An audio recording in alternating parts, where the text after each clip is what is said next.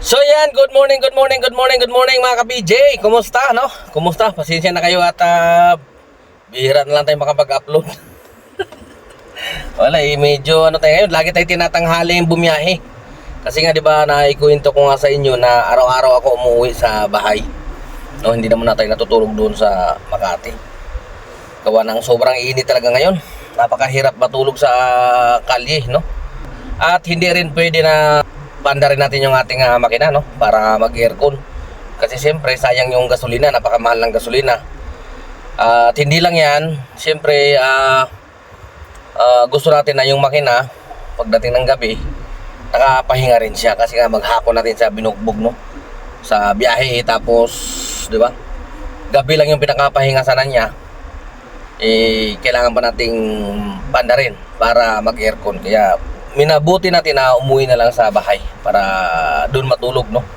Yun nga lang problema, lagi tayong tinatanghali, nakakapagbiyahe tayo alas 10 ng umaga, alas 9 ng umaga, minsan tanghali na, alas 12 na, pero baka minsan alauna na.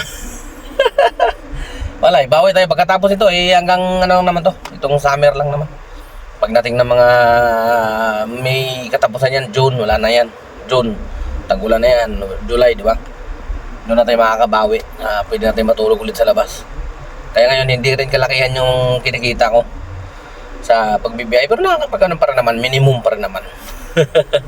Okay, so nandito nga pala ako ngayon kila Paring Unad, dito kung saan ako nagpapagawa ng aking sasakyan.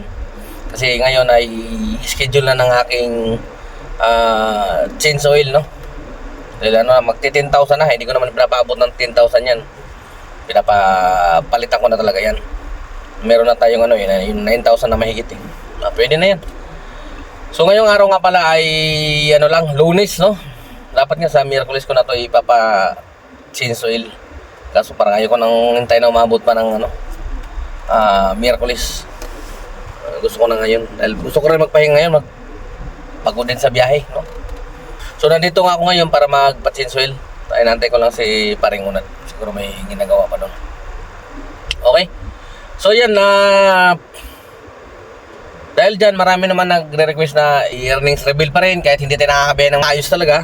Hindi sulit yung ating biyahe, ipapakita ko pa rin naman sa inyo. Ito yung aking earnings, no. So yan, simulan natin noong April 22, Wednesday, coding natin yan. Sumundo tayo, no, kasi nung nakaraan kasi nagbakasyon tayo. Ito bakasyon tayo nito, mula itong linggo bakasyon tayo niya, no. Lunes, no, Martes, yan yung nagbakasyon tayo. Sabado bumiyahe pa tayo ng konti niyan, you know. Naka-6 na bookings tayo nung April 18, Sabado. 6 na bookings lang tayo, umuwi na tayo kasi nga may lakad. Nagbakasyon tayo mula Sabado, Linggo walang biyahe, Lunes walang biyahe, saka Martes. Yan. Pagdating ng Miyerkules, tumira tayo ng saglit lang. Coding ko yan, you know. April 22, ayan, naka 3,000 tayo, 3,246.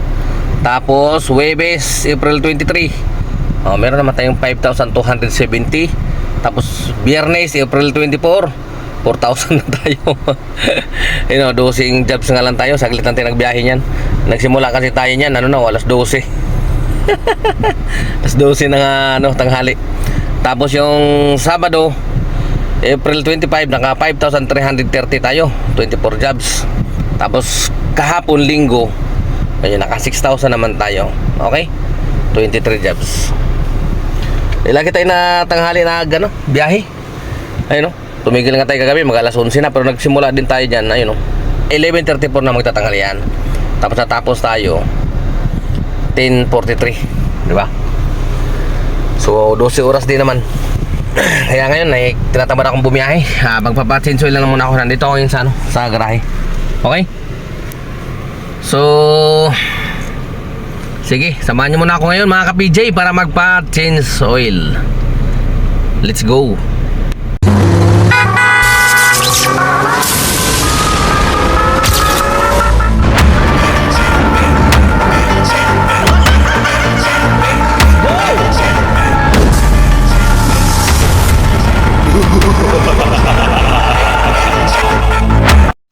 So yan, katulad pa rin ng dati, ito pa rin yung ginagamit natin na langis sake, no.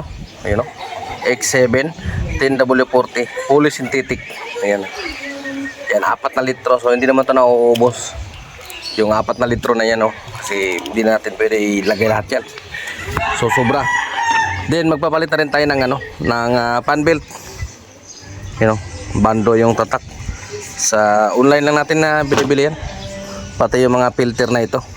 Sa online lang. Ito kasi yung niya, yung fan belt niya, medyo na, may mga bitak-bitak na.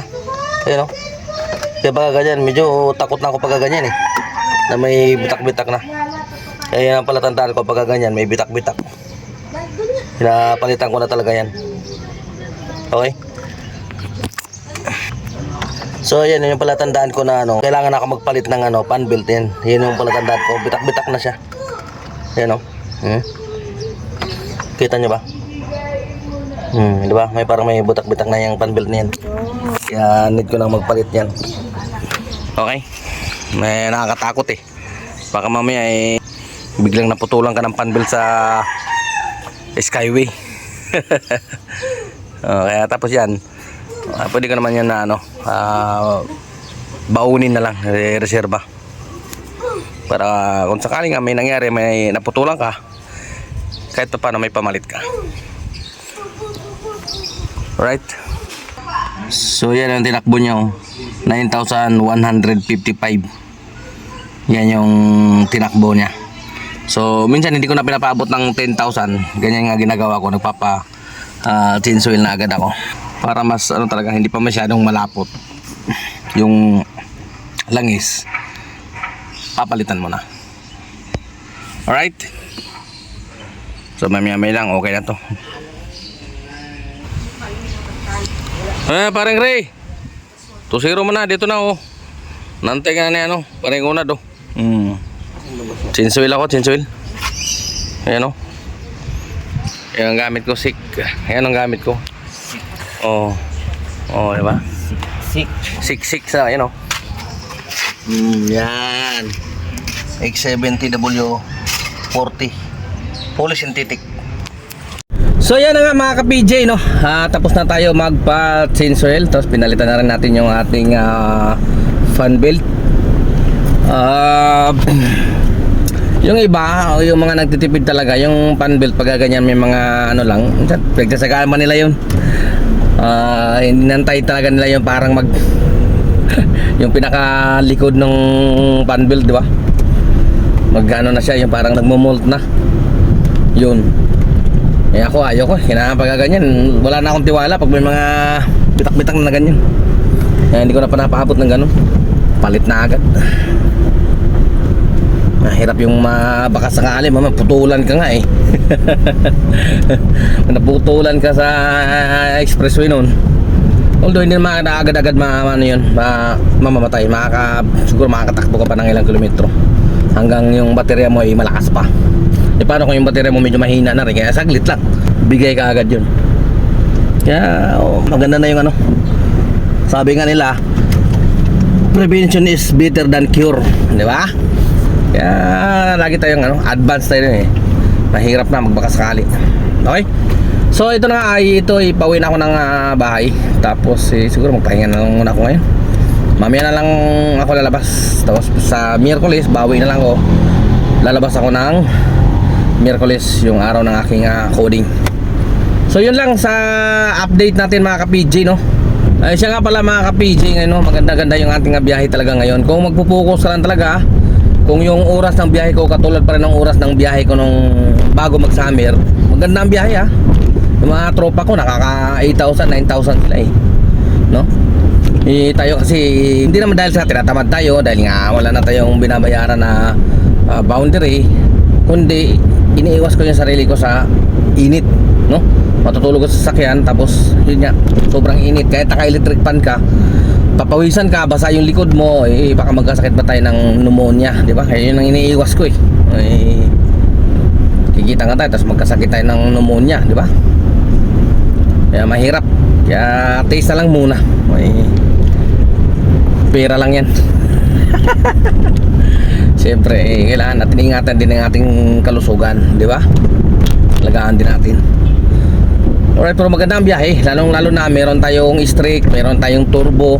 Yung turbo, naka 400 din ako sa isang araw eh. 300, 400 eh, di ba? Dagdag din yun. Tapos meron pa tayong streak na tatlo pa lagi nakukuha ko eh. Di tatlong 200, di 600 din yun, di ba? Tapos meron pa tayong KGR.